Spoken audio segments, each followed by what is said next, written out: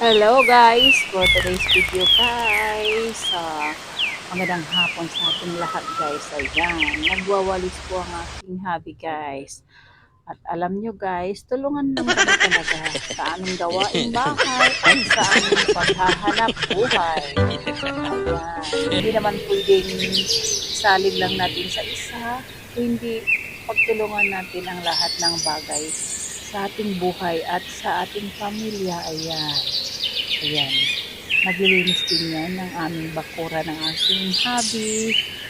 Ayan.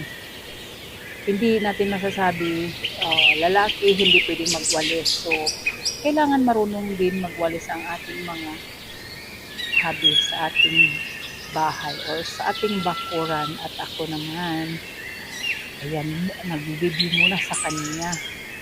Ayan, dahil katatapos ko lang nagkuha ng mga sanga ng aming halaman. Ayan, kumbaga steam ng aming halaman nakuhanan ko, kaya laglag ko lang at inabutan niya. At ako rin ay nagdidilig sa aming mga bulaklak habang siya ay nagwawalis. Pero katatapos ko nang kumuha ng steam ng aming kalamansi, dahil kailangan ko kukunin ko yung steam sa ating kalamansi at magdidilig na rin tayo habang siya ay nagwawalis. Ayan.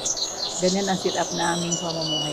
Tulungan lang kami sa lahat ng diba, yun naman talaga ang tao. Tulungan lang tayo sa hanap buhay, pati sa paglilinis ng ating bahay. Ayan. Kailangan diligan ko ang aking mga bulaklak pala, dahil ako lang mahilig sa bulaklak. Ako ang magtatanim, ako rin ang magdidilig. Yan, sunod na tayo guys. Aming surroundings ng aming bahay, ng aming bakuran. Ayan. Mumurahin lang yung aking bulaklak na bougainvillea, pero kahit ganun lang yan, pero favorite ko talaga yun.